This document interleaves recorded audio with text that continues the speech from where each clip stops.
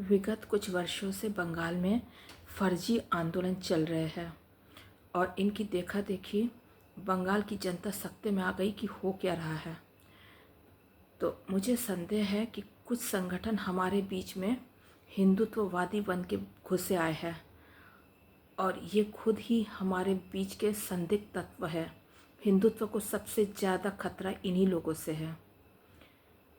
इनको हम कह सकते हैं ये विदेशी तर्ज पे बने हुए संगठन हैं। इनको विदेशों से कहीं से फंडिंग मिला है और काम भी इन्हें विदेशियों के मुताबिक ही करना है। ये मोटे तौर पे भले इनके ज़मीनी कार्यकर्ताओं को लगता हो कि ये हिंदुत्व के लिए काम कर रहे हैं, लेकिन इनका ऊपर का नेतृत्व है वो अब या फिर हो सकता है हमेशा से ही हाईजैक्ट रहा हो।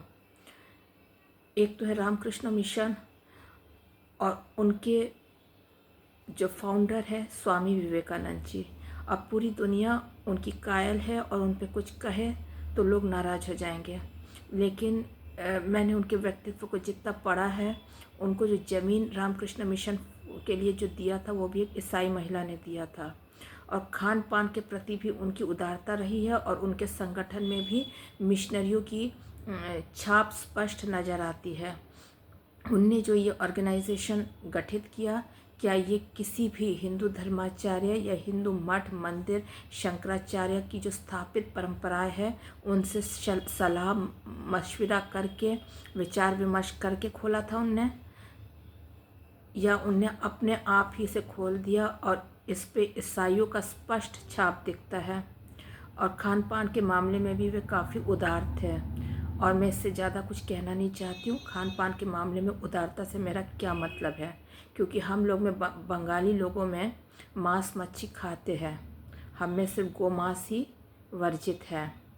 और ये गोमांस के प्रति अगर किसी भी हिंदू की उदारता हो तो वो किस श्रेणी में आता है? क्या वो वाकई में हिंदू हो सकता है? किसी संगठन के बड़े बड़े उपलब्धियों को गिनाने से उसके जो छोटे मोटे जो एकदम बेसिक कॉन्सेप्ट्स होता है एक धर्म का, उसका नज़रअंदाज नहीं किया जा सकता है। और गौ को माता के रूप में पूजना और गौ मांस वर्जित होना एक हिंदू होने के लिए अनिवार्य है, ऐसा मेरा स्पष्ट मत है। अब फर्जी आंदोलनों के चलते आरएसएस भी संदिग्ध है। मैं पिछले कई सालों से देख रही हूँ यहाँ पे एक फर्जी आंदोलन शुरू होता है और उसमें क्या करते हैं, ज़बरदस्ती एक आंदोलन अगर स्थापित व्यवस्था को हटाने के लिए हो रहा है उसमें घुसे आते ये लोग और वो उस आंदोलन की खिलाफत करते हुए दिखने लगते हैं। अचानक से केंद्रीय स्तर पे जुडिशरी और एजेंसीज के स्तर पे कुछ एक होता है और अचानक सब कुछ लपेट लिया जाता है और नतीजा नील बटे सन्नाटा होता है। तो ये जो इनका नकली आंदोलनबाजी भीतर घुस के भीतर का व्यक्ति बन के जो हो रहा है, इसको देखते हुए मैंने स्टडी करना शुरू किया आरएसएस संगठन को और मुझे ऐसा लगता है कि इनकी उत्पत्ति जो हुई है उसकी गहन जांच जरूरी है। इनकी फंडिंग किसने की होगी, क्योंकि ये दिखने में ऐसा लग रहा है कि ये हिंदू परंपराओं का सम्मान कर रहे हैं, उनको समाज में लाना चाह रहे हैं, लेकिन जब ज़मीन पे आप इनकी हरकतें देखेंगे तो बहुत ही सफाई से ये हिंदुओं का विरोध ही कर रहा है।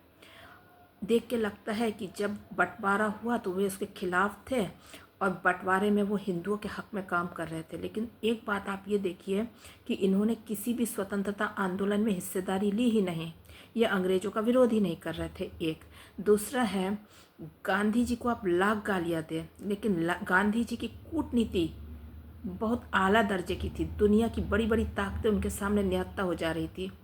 उनका मकसद एक अखंड भारत लेना था और अगर देश बढ़ भी जाए तो जो इलाके भारत की भूमि में न आते हो वहाँ पे हिंदू मौजूदगी बना रहे, ताकि आने वाले समय में उस ज़मीन को हम वापस ले सकें, यही था।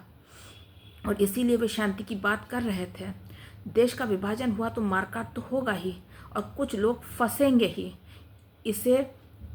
इसे मान लेने में ही भलाई थी उस वक्त, लेकिन आरएसएस के लोगों ने माहौल बनाना शुरू किया और वो इस पूर्वी और पश्चिमी पाकिस्तान के वो हिस्से जहाँ पे हिंदू मौजूद थे, वहाँ से ज़बरदस्ती उनमें एक पैनिक क्रिएट करके, एक घबराहट का माहौल क्रिएट करके उनको वापस यहाँ लाने की कोशिश हो रही थी। अब उनका मकसद क्या था? वाकई में उस हिंदू वोट बैंक के बलबूते भविष्य में सत्ता में आना था? ना वाकई में वो हिंदुओं के लिए बहुत परेशान थे, ना उनका वो किसी विदेशी ताकत के कहने पे सब कर रहे थे। और उनका मकसद पूर्वी और पश्चिमी पाकिस्तान को हिंदू शून्य करना था। क्योंकि अभी भी आप देखिए, जब ये 1990 में केंद्र में सत्ता में थे, इन्होंने कश्मीर को हिंदू शून्य किया। और अभी हम लोग सोच सकते थे कि नहीं, यही कश्मीरी हिंदुओं के हिमायती है, धारा 370 हटाने की बात करते हैं। लेकिन अभी जो मैं बंगाल में देख रही हूँ, उससे मैं स्पष्ट कह रही हूँ कि ये संदिग्ध है और ये बांग्लादेश को हिंदू शून्य करने की कोशिश कर रहे हैं और कर भी रहे हैं। बॉर्डर के जरिए रोज का रोज नया नया खुराफात कर रहे हैं। और इन्होंने सोशल मीडिया को भी हाईजैक करना शुरू कर दिया। सारे इलेक्ट्रॉनिक मीडिया इनके पिट्टू है, ये खरीद चुके हैं। और हमारे जैसे लोगों की भी विचार ये फेसबुक या ट्विटर के जरिए लोगों तक का आने नहीं दे रहे।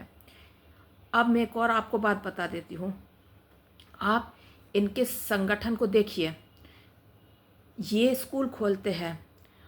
अब हमारी संस्कृति में कभी भी कोएड मान्य नहीं था, तभी तो कॉन्वेंट भी जो यहाँ खोलते थे, तो ये कोएड स्कूल नहीं खोलते भारत में, बिरला गर्ल्स स्कूल अलग खोलते हैं। लेकिन आरएसएस ने क्या किया, हमारे बीच का होकर हमारे बीच में काम करना जब शुरू किया और उनने कोएड स्कूल खोलना शुरू किया, तो फिर समाज ने कोएड को स्वीकृति दे दी और आरएसएस ने स्वीकृति दे दी। आरएसएस के देखा देखी जब लोगों ने कोएड में भेजना शुरू कर दिया, तो और भी जो स्कूल खुलने लग गए वो कोएड होने लग गए। तो आरएसएस ने लड़कियों के लिए अलग स्कूल क्यों नहीं खोला? और अगर वे उन्होंने कोएड ही खोला है, तो ये भारतीय संस्कृति कौन सी दुहाई देते हैं? एक आप देखिए। दूसरा नंबर पे आप देखिए, इन्होंने हम शंकराचार्य जी लोगों ने साफ कहा है कि हिंदुओं में संन्यास, महिलाओं के संन्यास की कोई परंपरा नहीं है। ये ज़बरदस्ती अपने फ़ायदे के लिए साध्वी निकालने लग गए। और अब आप बताइए, साध्वी जब शंकराचार्य जी लोग साफ कह रहे हैं कि हमारे यहाँ पे संन्यास की परंपरा नहीं है, तो आप अलग से जो ये सब कर रहे हैं, ये कौन सी पंथ के अंतर्गत कर रहे हैं? तो आरएसएस की जो स्थापना हुई है, ये कौन से मठ मंदिर शंकराचार्य के अधीन आते हैं? ये कौन से नियमों के अधीन आते हैं हिंदुओं के? क्या किसी भी स्थापित व्यवस्था से विचार विमर्श करके सर्वसम्मति से आरएसएस की स्थापना हुई भी थी क्या?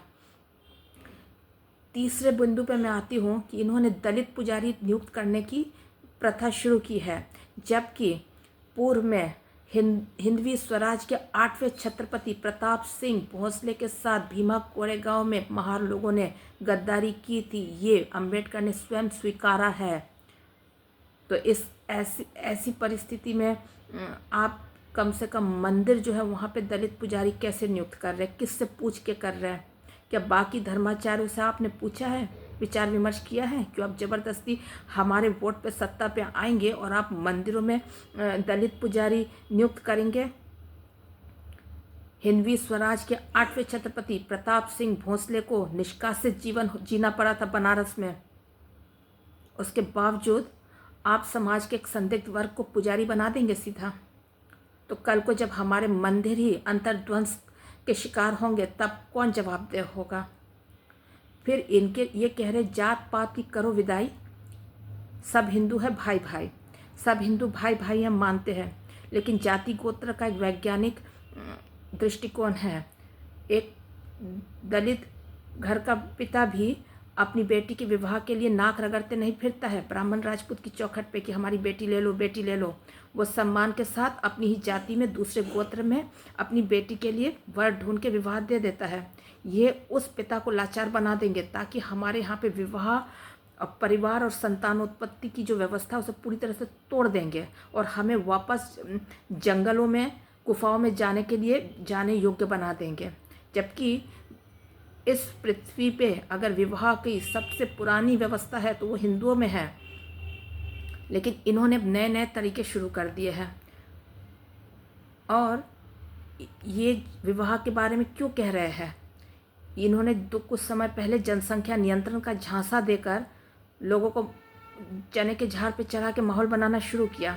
और अचानक जनसंख्या नियंत्रण के नाम पे इन्होंने क्या किया? मुस्लिम जनसंख्या नियंत्रण के लिए कुछ नहीं किया, हिंदू बेटियों की विवाह की आयु 18 से बढ़ा के किस करा दिया। ये क्या है भाई? ये कोई कॉलेज गर्ल सप्लाई रैकेट का हिस्सा है क्या, जिसको संसद से पारित करवाया जाता है? और अचानक से इन्होंने 9 से 14 साल की कुमारी आयु की बच्चियों के लिए ज़बरदस्ती एक ह्यूमन पेपिलोमा वायरस का टीकाकरण अनिवार्य कर दिया है राष्ट्रीय टीकाकरण मिशन के तहत।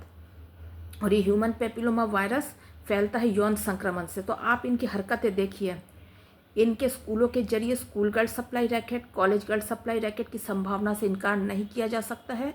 ये मैं पहले ही बोल दी थी जब शेख शाहजहाँ के यहाँ पे ईडी और सीआरपीएफ गए थे रेड के लिए और उसे विफल करवाया गया था। और जब वो विफल हो गया और लोगों ने आवाज़ उठाना शुरू किया तो इन्होंने एक और फर्जी आंदोलन खड़ा करके संदेश खाली का फर्जी आंदोलन का नाम देके उसे चलाने की कोशिश की थी। तो मुझे संदेह हो रहा है इन पे। अब बताइए, ये रामकृष्ण मिशन बोले या आरएसएस बोले, इन्होंने किसी भी हिंदुओं की स्थापित व्यवस्था से विचार विमर्श करके अपने संगठन खड़े नहीं किए हैं। और ये ज़बरदस्ती भगवा धारण करते हैं और इन्होंने ईसाई मिशनरियों की तरह विवाह नहीं करके काम करते हैं समाज में।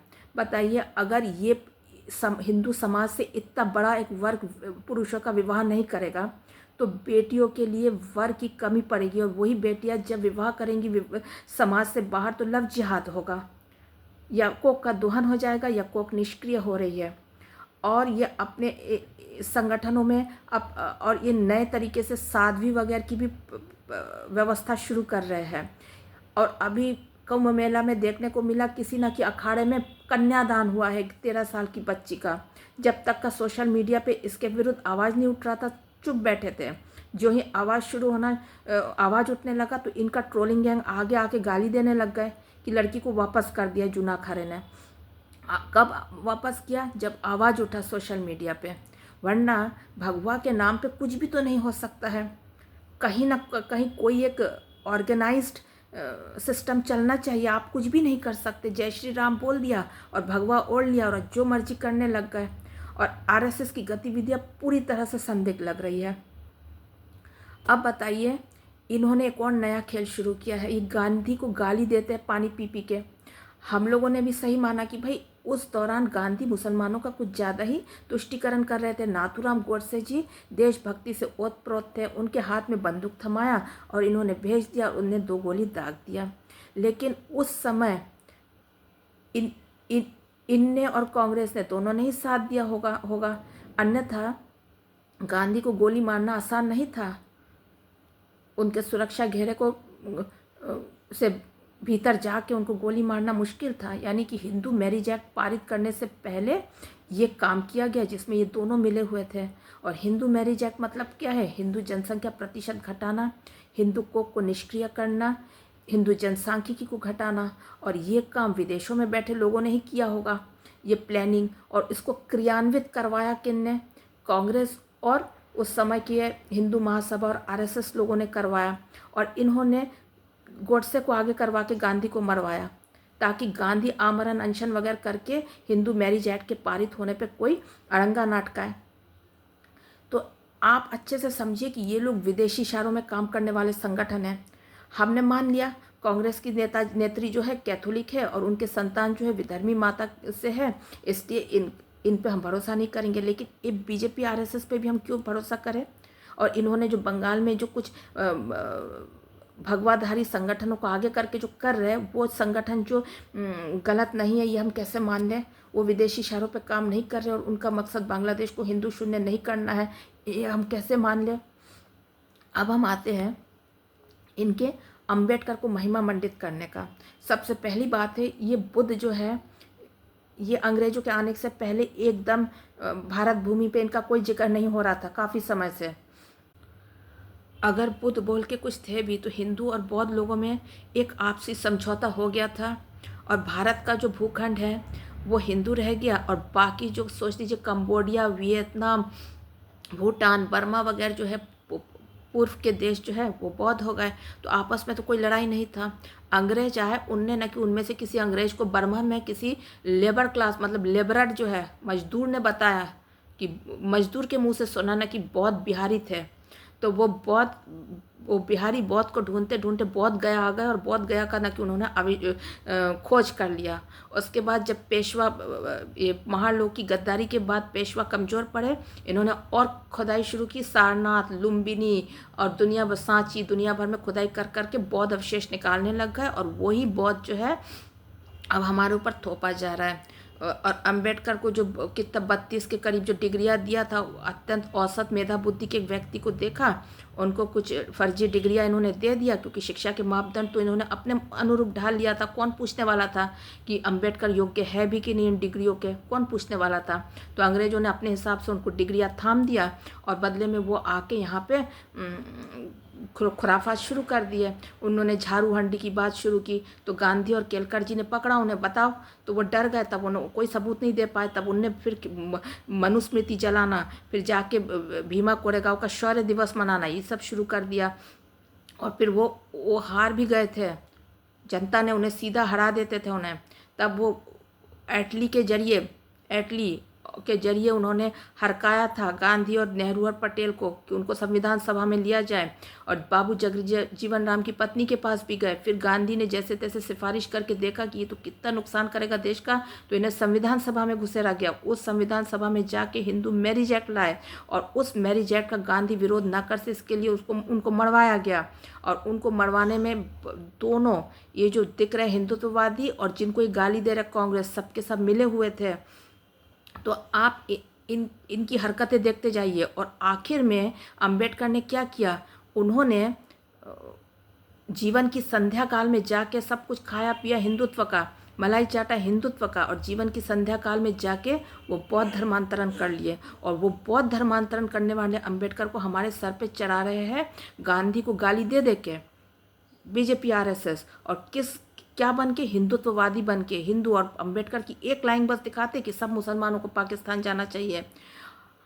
मैं बता रही हूँ, मैं अच्छे से स्टडी कर रही हूँ उनकी हरकतों को, और बंगाल में जो ये हरकतें किए हैं इन्होंने, जो फर्जी आंदोलनबाजी किया है, और जिस तरीके से सभी आंदोलनों को हाईजैक किया है, जिस तरीके से जुडिशरी के जरिए सब केसेस इधर उधर करवाए हैं, नील बटा सन्नाटा किया है। और उसके बाद जो जज इनको करवा रहा था, इन भ्रष्टाचार के विरुद्ध केसेस को आगे बढ़ा रहे थे, उनके गले में अपना पट्टा डलवा दिया है, और वो अब तामलुक से सांसद है। तो इनकी हरकतों को देखते हुए मैं बोलती हूँ, यह अत्यंत संदिग्ध संगठन है। ये लोग ही वनवासी इलाकों में ईसाई मिशनरियों को पाल रहे हैं, वरना हमारे वनवासियों में इतना दम है कि वो उनको धक्के मार के, लात मार के निकाल दे। 75 साल से क्या तमाशा चल रहा है धर्मांतरण का और घर वापसी का। और वनवासी इलाके में आप घर वापसी करें भी तो ठीक है, वो कभी ईसाई बनना ही नहीं चाहते थे, उनको बहला भुसला के बनाया जाता और फिर वापस वो आ जाते यहाँ पे। हम ठीक है, हमने मान लिया। तो ये खेल बीजेपी RSS ही चला रही है, लंबा चला रही है वनवासी इलाकों में। मैं एक वनवासी इलाके में, एक मिशनरी हॉस्पिटल में एकदम शुरुआत में काम कर चुकी हूँ, और मैं वहाँ इनकी हरकतों को देखती थी। तो मैं इनकी ज़मीनी स्तर पे और भी लोगों के मैं प्रोग्राम वगैरह देख रही हूँ, जिससे साफ समझ में आ रहा है कि वनवासी इलाके में ईसाई मिशनरियों को संभावना है RSS ही पाल रही है। और ये झूठ बोल रहे हैं हमें, ये हमारे बीच का बन के हमारे साथ गद्दारी कर रहे हैं।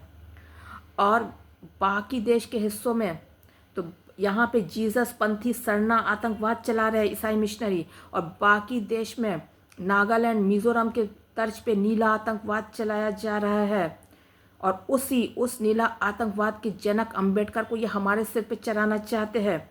तो ये खुद संदिग्ध लोग हैं, ये हमारे बीच में बैठ के लंबा खींच रहे मामले को।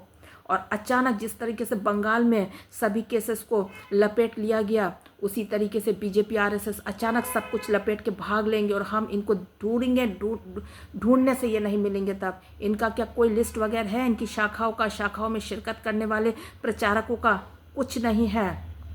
ये सिर्फ बड़ी बड़ी भाषा, ये भ्रांति पैदा करने वाली भाषा बोलते रहते हैं, अजीबोगरीब टाइप की भाषा बोलेंगे, और उस भाषा के लपेटे में सबको लेते जाएंगे। जो इनकी मुताबिक नहीं वो गैर हिंदू, देशद्रोही, गद्दार हो जाता है, वामपंथी हो जाता है। महिलाओं को अपने विचार व्यक्त करने से डराने के लिए इनके ट्रोलर्स नए नए तरह के शब्द निकालते हैं, जैसे बोलते हैं दवाएं बुढ़ापे में भजन गाती है, रंडी रोना, लिब्रांडू, इस तरह के शब्द, ऐसे शब्द सुन के ना लोग डर जाएंगे, तो कोई अपने विचार नहीं रखेंगे। और उसके बाद ये मतलब आधी आबादी भीतर चली गई। आप सोचिए, महिलाएं मातृशक्ति सामने आके पीछे से हमेशा बताती है ये सही है ये गलत है, तो वो वाला आवाज़ आपका हट जाएगा सोशल मीडिया से। और अब तो फेसबुक और ट्विटर वगैरह में हम लोग के विचार आ ही नहीं पा रहे हैं, बाकी लोगों को देशद्रोही गद्दार साबित कर देंगे।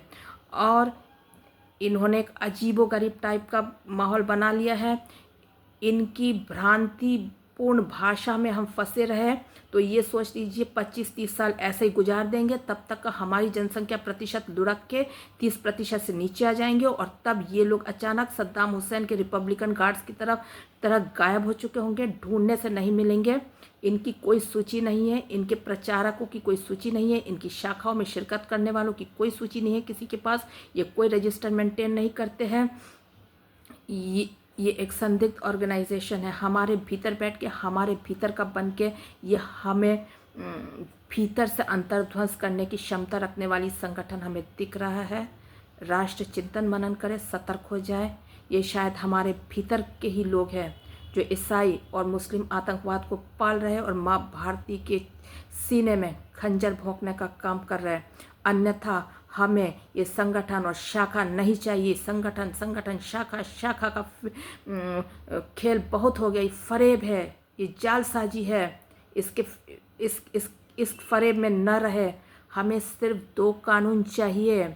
एक है हिंदू मैरिज एक्ट रद्द हो जाए, हिंदू मैरिज एक्ट रद्द हो जाए और ईसाई मिशनरी स्कूलों का राष्ट्रीयकरण हो जाए।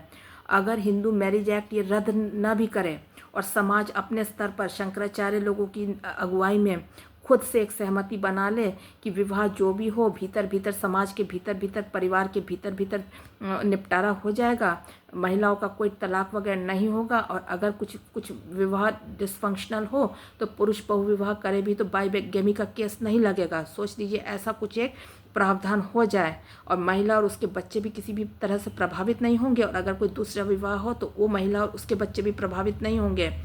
तो ये तो संभव है। लेकिन ईसाई मिशनरी स्कूलों का राष्ट्रीयकरण जो है उसके लिए तो कोई कानून लाना ही पड़ेगा। और बीजेपी आरएसएस जिसने हमें हिंदुत्व के नाम पे झांसा देके ईवीएम वगैरह पे कब्जा करके जो इन्होंने फर्जी चुनाव वगैरह करके पूरी व्यवस्था को हड़प लिया है, उनकी इजाज़त के बगैर तो ईसाई मिशनरी स्कूलों का राष्ट्रीयकरण संभव नहीं है। आप अगर हिंदू मैरिज एक्ट रद्द कर दे तो अच्छी बात है। इस्लामिक कोक फैक्ट्री का हम मुकाबला कर लेंगे हिंदू समाज। तो कोक युद्ध जो है इस्लामी आतंकवाद जो है उससे हिंदू समाज लड़ लेगा। और अगर आप कानून हिंदू मैरिज एक्ट रद्द ना भी करें तब भी हिंदू समाज शंकराचार्यों की अगुवाई में एकजुट होकर इस कानून व्यवस्था से परे अपने समाज को बचाने की क्षमता रखता है। अगर हिंदू महिलाएं अदालतों में जाना बंद कर दे, समाज के स्तर पे विवाह से जुड़े मामलों का निपटारा होने लगे। लेकिन ईसाई मिशनरी स्कूलों का राष्ट्रीयकरण तो जरूरी है और इसके लिए कानून लाना जरूरी रहेगा। अन्यथा ये समाज के स्तर पे एक और नीला आतंकवाद चला रहे, दूसरी ओर वनवासी इलाकों में ये सरना आतंकवाद चला रहे। यानी कि पूरे देश भर में नागालैंड मिजोरम मॉडल आतंकवाद फैला के रखे पूरे देश में। इन्हें पालने वाले आरएसएस ही है। और ईसाई मिशनरी स्कूलों का राष्ट्रीयकरण एकमात्र रास्ता है इस नीला आतंकवाद और सरना आतंकवाद से निपटने का। उस कानून को जब तक का बीजेपी आरएसएस नहीं लाती है ईसाई मिशनरी स्कूलों का राष्ट्रीयकरण का, तब तक का हम इस आतंकवाद से निपट ही नहीं पाएंगे। समाज के स्तर पर चलने वाले नीला आतंकवाद एक तरफी और दूसरी तरफी सरना आतंकवाद, इससे हम निपट नहीं पाएंगे। यानी ईसाई मिशनरी स्कूलों का राष्ट्रीयकरण जरूरी है और ये बीजेपी आरएसएस नहीं लाती है तो इसका मतलब है ये विदेशी एजेंट है जो हमारे भीतर का बन के हमारे माँ भारती के सीने पर खंजर घोंप रहे हैं। तो राष्ट्र चिंतन मनन करें। हमें सिर्फ इन 2 कानूनों की ज़रूरत है। एक हिंदू मैरिज एक्ट रद्द हो और दूसरा ईसाई मिशनरी स्कूलों का राष्ट्रीयकरण हो। और आप एक चीज़ देखिए, मोलक्कल जैसा व्यक्ति जिसके ऊपर नन ने ऐसे आरोप लगाए हैं वो बाहर है, उसके ऊपर एक्शन लेने से घबरा रही है। उनको जल्दी उसको बेल दिया गया है जैसे तैसे कुछ दिनों के लिए जेल में डाल के। लेकिन आप देखिए आसाराम बापू के साथ क्या हो रहा है। मैं किसी भी तरह से कुछ नहीं कहूँगी क्योंकि पॉक्सो का केस है, लेकिन वो वाकई में अपराधी है भी कि नहीं किसी को नहीं पता। अगर वो अपराधी है तो अमित शाह जी क्या है, कौसर बी किन परिस्थितियों में कौसर बी को जला के सब सबूत मिटाए गए थे। खैर ये भी मैं छोड़ देती हूँ, देश के गृह मंत्री पे बोलने से क्या होगा पता नहीं, लेकिन ये वीडियो तो वैसे भी किसी मीडिया में आने से रहा, फेसबुक और ट्विटर वगैरह तो सब इन्होंने अपने कब्जे में कर लिया। फिर भी मैं बार बार बोल रही हूँ, दारा सिंह को क्यों 23 साल से जेल में रखा गया है, और उनमें से 11 साल ये तथाकथित हिंदुत्ववादी सरकार की है। 2014 से अभी 25 आया है, 11 साल हिंदुत्ववादी सरकार है, और अभी तो डबल इंजन की सरकार है उस समय। उसके बावजूद दारा सिंह क्यों जेल में है? क्या उनको कुछ ऐसे तथ्य पता है मिशनरीज के बारे में जो अगर बाहर आ जाए तो दिक्कत होगी, और इसलिए आरएसएस ने उनको बंद करवा के रखा है? और मुझे पता है मध्य प्रदेश के बैतूल में ऐसे मिशनरी इलाके हैं जहाँ पे हेलीपैड है, हेलीकॉप्टर उड़ सकता है। वनवासी इलाकों में लोगों को खाने को ना मिले लेकिन हेलीपैड है, उन हेलीपैड के जरिए क्या क्या दिल्ली में जा सकता है, सप्लाई हो सकता है, इसका आप अंदाज़ा लगा लीजिए। आपको ढूंढ लीजिए आप, मैं गलत इन्फॉर्मेशन नहीं दे रही हूँ। बैतूल में है, ये हेलीपैड है एक व्यक्ति का, वनवासी इलाके का। मतलब सोच लीजिए जंगल के जो गोंड लोग हैं वो उनके हिस्से की ज़मीन पे हेलीपैड तैयार करके वहाँ पे मालिक बन बैठे हैं ईसाई लोग, और उनके हेलीपैड हैं, उनसे हेलीकॉप्टर उड़ते हैं, तो दिल्ली तक का जाके वो क्या कुछ सप्लाई कर सकते दिल्ली वालों को, ये सोचने की बात है।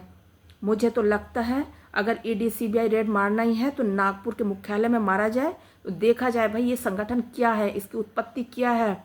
मुझे बहुत संदिग्ध लग रहा है ये संगठन, और ये पूरी तरह से हिंदुओं की जितनी भी बेसिक स्ट्रक्चर है उसको सैबोटाज करके हिंदू धर्म को रसातल में ले जाने के लिए विदेशों से प्लांटेड लोगों का ही एक संगठन है। राष्ट्र चिंतन मनन करें। वंदे मातरम।